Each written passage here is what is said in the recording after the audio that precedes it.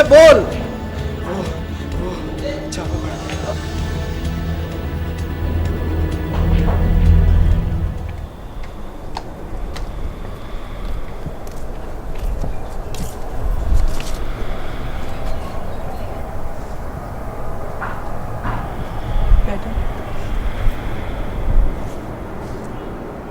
किस लिए बुलाया आपने मुझे?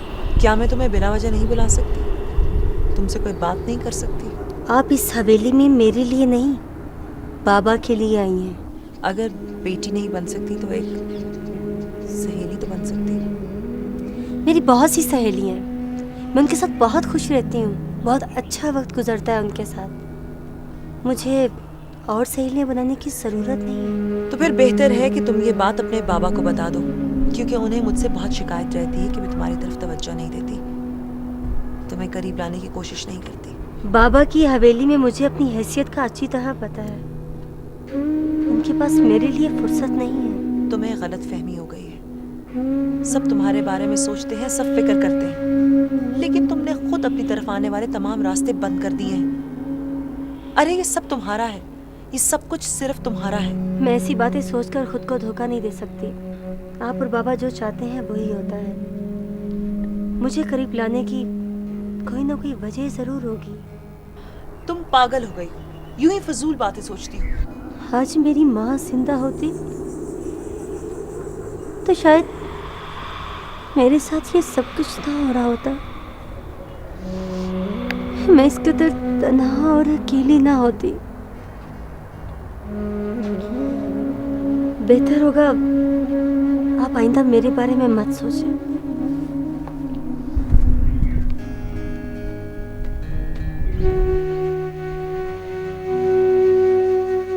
सतार भाई, पुलिस फिर आई थी। अरे हाँ, वो भी मजबूर हैं। एजेंसियों ने दबाव डाला हुआ है। हमारा पैसा काम नहीं आ रहा आजकल। हमारे कुछ आदमी भी पकड़े गए, कहीं उनको हमारे खिलाफ इस्तेमाल ना करें। हाँ, इसके बारे में भी सोचना पड़ेगा। सतार भाई, अगर मैं गिरफ्तार हुआ तो बहुत बुरा होगा। मेरे खिलाफ बहुत सारे लोग गवाही देने को तैयार हैं। आजकल गवाही कोई नहीं देता वाले, इसकी फिक्र न करो। पता नहीं सतार भाई, इस मर्तबा अजीब सा लग रहा है मेरे को। मेरे होते हुए तुझे डरने की जरूरत नहीं है। तू सिर्फ आमिर को ढूंढने पर ध्यान दे। कोशिश तो करता हूँ सतार भाई। आजकल तू अपने दिल की बात मानने लगा है, और जो लोग दिल की बातें मानने लग जाते हैं वो अपने दोस्तों और चाहने वालों को नाराज कर देते हैं। सतार भाई, आप कुछ करेंगे ना? एक शर्त पर। वो क्या? अपनी गलतियों पर तवज्जो दे वाले, हमारी मर्जी का ख्याल रख। देखना, तूने जरा सी लापरवाही की, पुलिस ने छापा मार दिया। अपने आप को जरा लोगों से दूर रख। इस तरह आदमी की दहशत भी कायम रहती है और महफूज भी रहता है।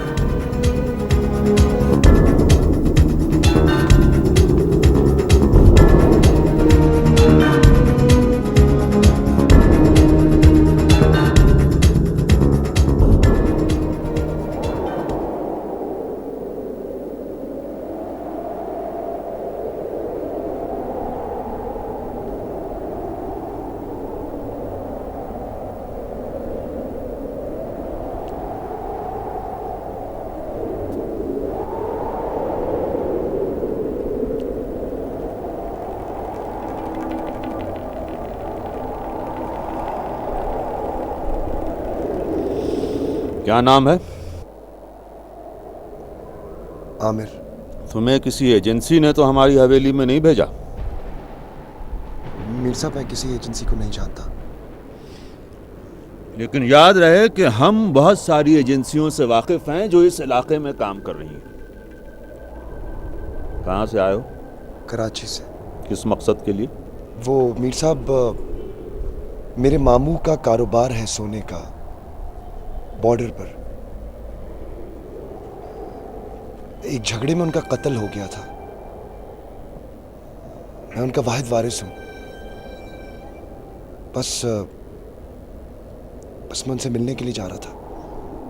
लेकिन तुम्हारा हुलिया तो... जाहिर बात है मीर साहब, भेस बदल कर तो जाना पड़ता है ना। हाँ, ये तो है।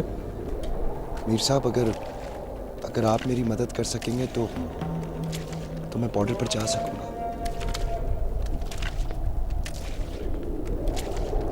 मैं कोशिश करूंगा, लेकिन फिलहाल नहीं। इस वक्त बॉर्डर पर बहुत खतरा है। ठीक है, मैं इंतजार कर सकता हूँ। मैं यहीं कहीं गांव में रह लूंगा।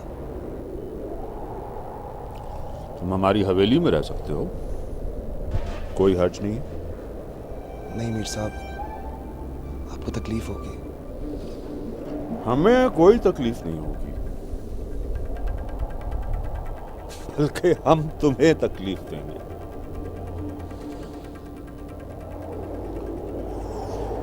कुछ काम लेंगे तुमसे। ठीक है मीर साहब, मैं हर काम के लिए तैयार हूं। ठीक, जाओ, अभी तुम आराम करो, बाद में देख लेंगे।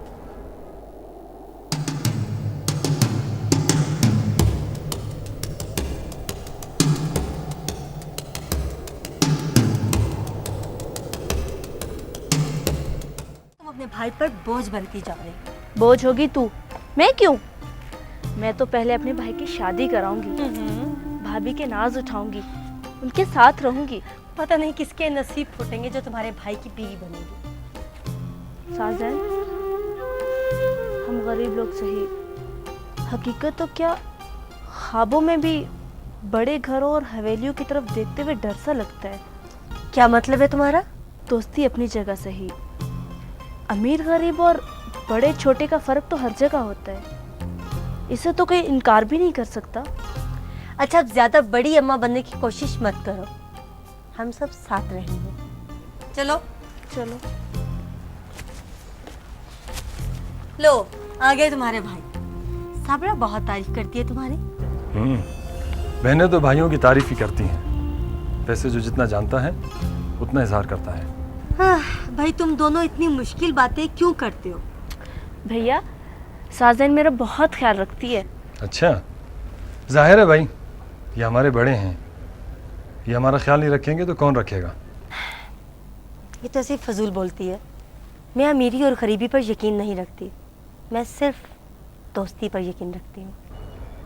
दोस्ती? दोस्ती को बहुत कम लोग समझ पाते हैं साजन। चलो साबरा, चलें।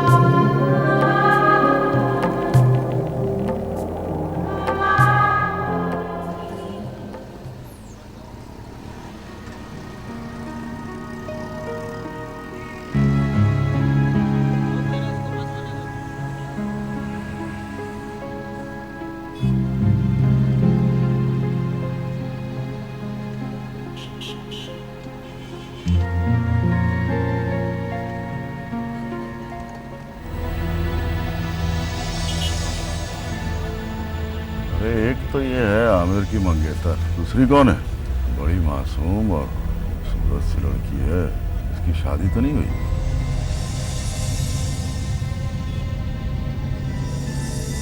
इतनी गाड़ियां काफी नहीं होगी, माल बहुत ज्यादा है। ये सब आजकल बहुत सस्ती है। सारा माल एक साथ शहर तक लेकर जाना कमकली भी है और बेवकूफ़ी भी। क्या मतलब? मतलब ये कि हम थोड़ा थोड़ा माल चेन के दूर के रास्तों से निकालते हैं। मिसाल के तौर पर अगर माल पकड़ा भी जाता है तो सारा नुकसान हमें एक साथ तो नहीं होगा। तुम्हारी जहानत की वजह से मुझे बहुत तसल्ली होती है। जो समझना है, मैं सत्तार भाई से बात करूँ। अभी मैं जाता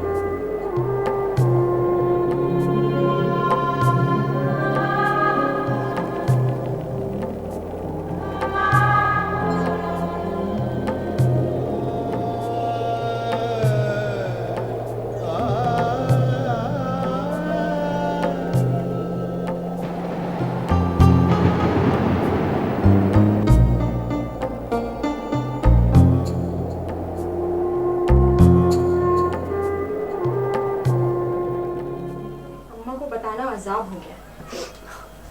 मैंने तो तुम्हें पहले ही मना किया था कि अम्मा को कुछ मत बताओ, लेकिन तुम बीबीसी बनती हो ना बहुत। तुमने तो जीना हराम करके रख दिया। समझ में नहीं आता किससे शिकायत करें और किससे इंसाफ मांगे। अम्मा खुदा के लिए ऐसी बातें मत किया कर। हम इतने कमजोर, बेबस और लाचार नहीं हैं। हम मिलकर हालात का मुकाबला करें। हालात का मुकाबला सिर्फ बातों से नहीं होता। मैं जानती हूँ कि तुम बहुत बहादुर लड़की हो, बहुत हिम्मत है तुम में, लेकिन वो लोग बहुत चालाक, मक्कार और जालिम हैं। अम्मा, ऐसी बातें मत कर। इतनी मायूसी की बातें करती है तो डर लगने लगता है। कुछ भी नहीं होगा, तू खामखा मत डरा कर। ये मर्दों का माशरा है बेटा। यहाँ अकेली औरत कब तक लड़ सकती है? अम्मा, किसी को तो आगे बढ़ना ही होगा ना, बाद में चाहे जो भी हो।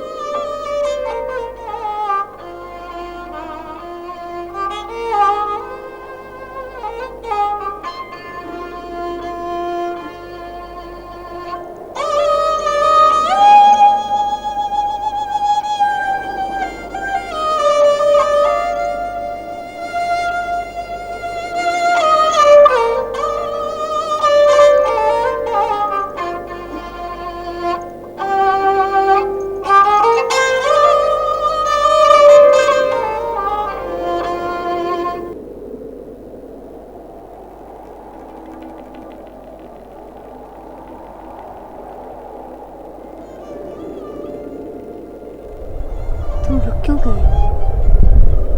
बजाओ ना।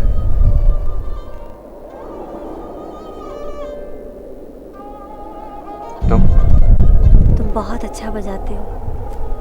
कहाँ से आए हो? ये बताना जरूर नहीं। तुम्हारे सुर बहुत खूबसूरत है।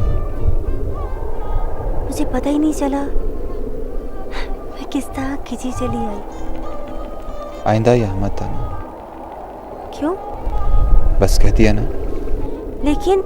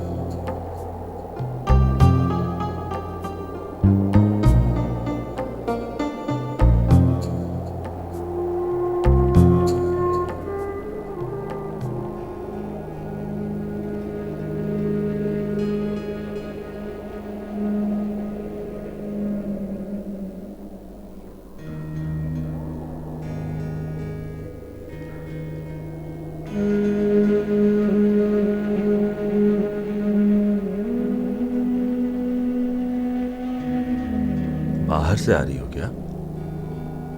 नहीं, बाहर से आने वालों को देख रही थी। क्या हुआ, कोई आया है बाहर? आपकी इस हवेली में इतने चोर रास्ते हैं कि पता ही नहीं चलता कि कौन अंदर आया और कौन बाहर गया। मुसलसल जागती रहोगी तो इसी तरह की बातें करोगी। जाओ सो जाओ, कुछ नहीं है, वहम है तुम्हारा।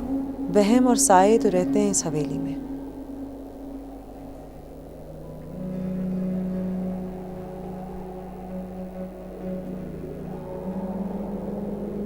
साज़ैन रातों को हवेली से बाहर कहाँ जाती है? कहीं वो साज़ैन के बाप को ये बात बतानी पड़ेगी। कहीं दूर निकल गई तो बड़ी बदनामी होगी।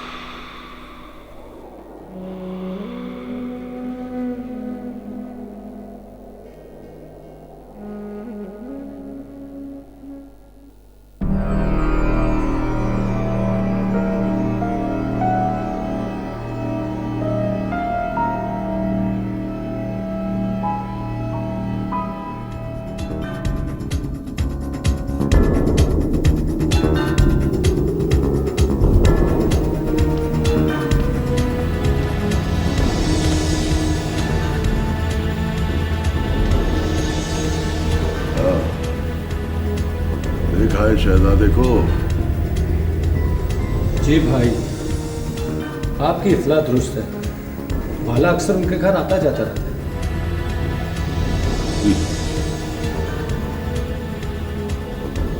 ये जब भी मुझे बताए बगैर कोई काम करता है पकड़ा जाता है। इस बार भी पकड़ा गया। भाई वो इरम आमिर की इकलौती बहन है।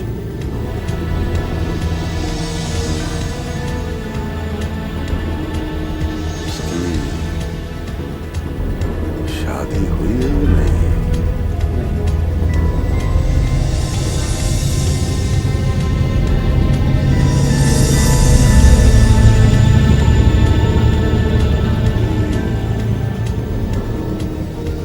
आमिर से बदला लेने के लिए उसे जमीन की तह तक पहुंचाने के लिए कुछ न कुछ तो करना पड़ेगा ना। कुछ न कुछ तो करना पड़ेगा। कैसा लगा हमारा इलाका? बहुत अच्छा है मीर साहब। यहाँ लोग बहुत सादा और मोहब्बत करने वाले हैं। मोहब्बत करने वाले हैं लेकिन इतने सादा नहीं है। कहीं धोखा ना खा जाना। जी, ये मैं समझता हूँ। और क्या सोचा तुमने? मीर साहब, अगर आप इजाज़त दें तो कुछ दिनों के लिए मैं आपके इलाके में रह सकता हूँ। आपका इलाका मुझे बहुत महफूज लगता है। जब तक तुम यहाँ हो तुम्हें कोई परेशानी नहीं होगी। जितने दिन चाहो रह सकते हो। आगे चलकर फिर हम तुम्हारे साथ कोई काम भी कर सकते हैं। कैसा काम? मैं समझा नहीं। जब तुम अपनी रकम लेकर आओगे तो यहाँ छोटा मोटा कारोबार कर सकते हो। हम तुम्हारी मदद कर सकते हैं। जी मीर साहब, तो मैं भी सोच रहा था। लेकिन उसके लिए एक शर्त है। पहले तुम्हें अपना एतबार कायम करना होगा। वो कैसे? कुछ पढ़े लिखे हो ना? जी बिल्कुल। हमारे कारोबार में ज्यादातर काम जुबानी होता है, कागज पर कुछ नहीं लिखा जाता। तुम होगे तो हम कुछ रजिस्टर और रसीदें वगैरह बना सकेंगे। कुछ खतो किताबत कर सकेंगे। ये तो बहुत आसान है मीर साहब। इस तरह मैं कोशिश करूंगा कि आपका एतमाद हासिल कर सकूं। मैं अभी तुम्हें अमान के पास छोड़ देता हूँ तो तुम्हें सारी बातें समझा देगा।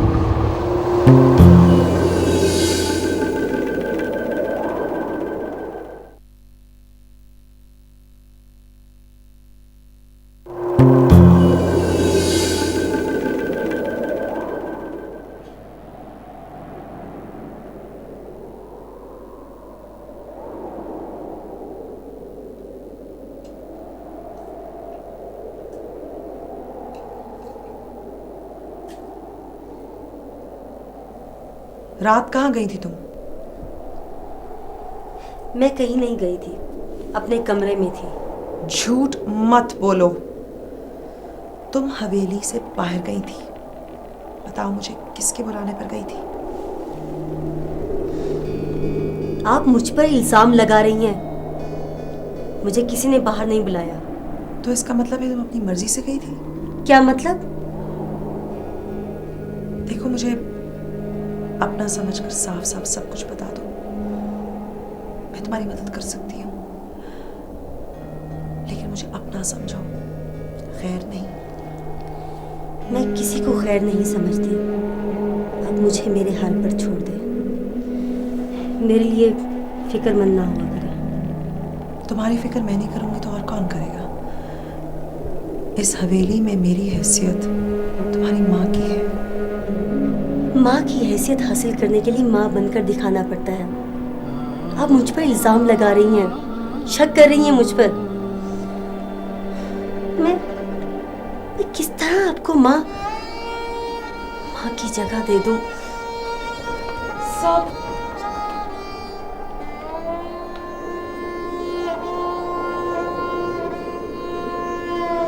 ये साजैन क्यों रो रही है? इससे पहले कि हमें रोना पड़े, आप साजैन की शादी कर दी। वो अब जवान हो गई है,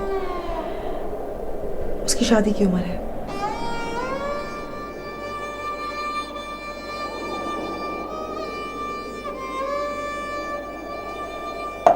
आमिर, हमारे इलाके में तो सबका यही कारोबार है, क्योंकि यहाँ पर लोगों के पास और कोई रोजगार भी तो नहीं है। बड़ा रिस्की कारोबार है आप लोग का। क्या मतलब? मतलब बहुत मुश्किल काम है ये। अच्छा आमिर, ये बताओ कि शहर में तुम्हारा क्या कारोबार था? कारोबार कुछ नहीं यार, बस कुछ भी नहीं करता था, बेरोजगार था। जाहिर है, जब पैसा बहुत ज्यादा हो तो रोजगार की जरूरत नहीं रहती।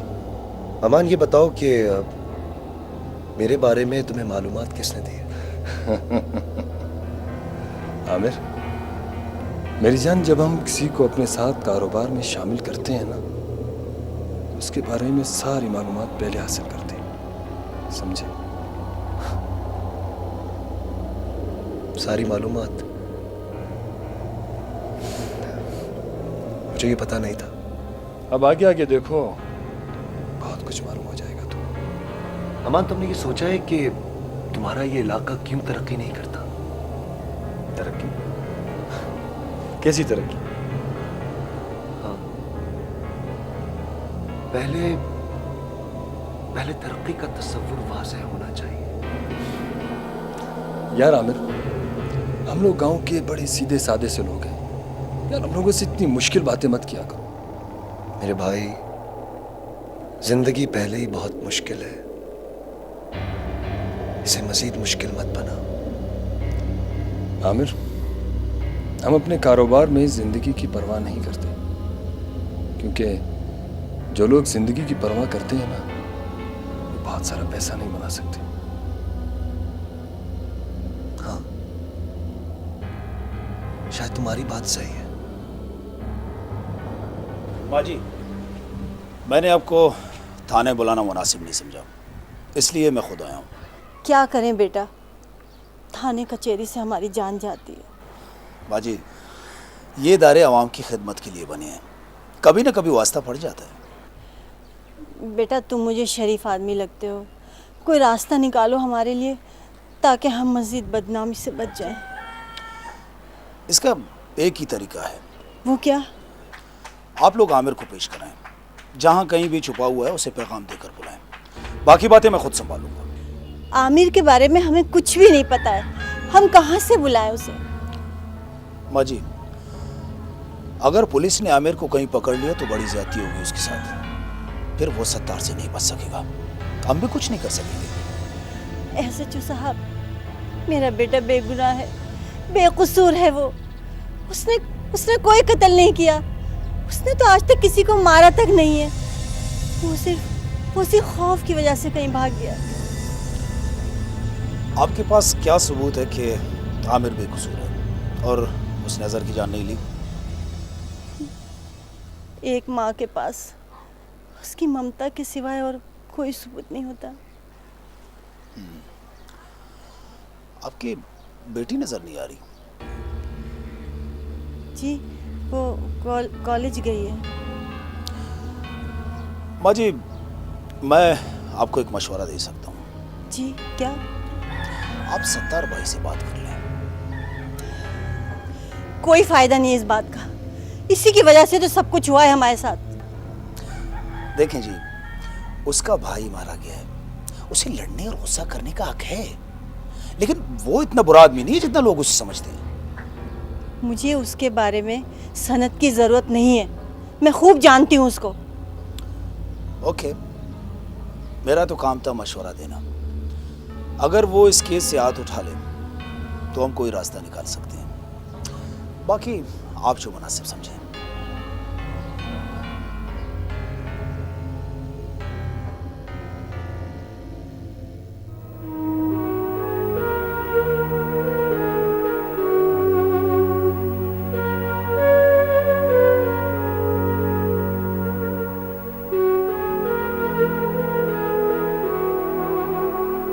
देखो तुम फिर इधर उधर देख रहे हो।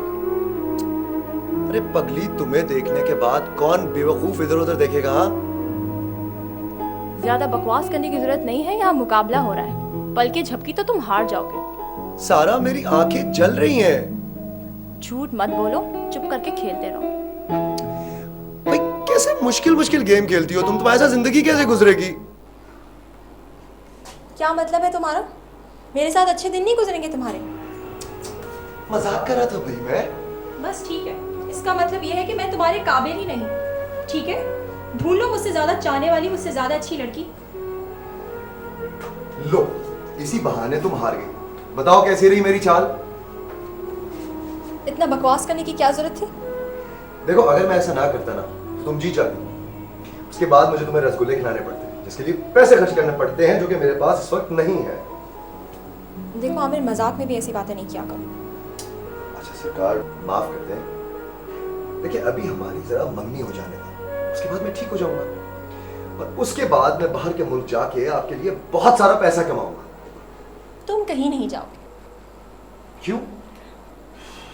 क्योंकि मैं तुम्हारे बगैर नहीं रह सकती। अच्छा, अगर मैं कहीं बाहर चला जाऊं तुमसे दूर, तो फिर? तुम्हारी तो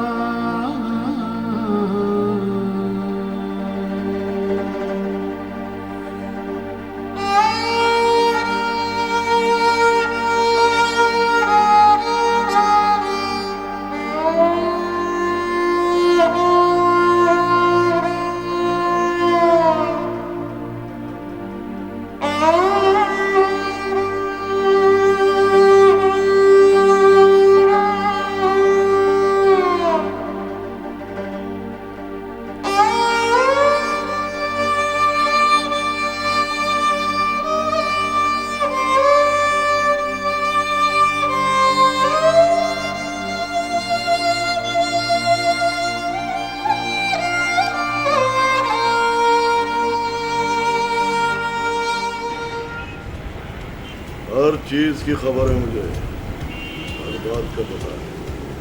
कहा जाता है, किससे मिलता है, रफ्तार भाई को सब पता है। भाई क्या किया आपके साथ झूठ भी तो नहीं बोला जा सकता। कैसी लड़की है रम?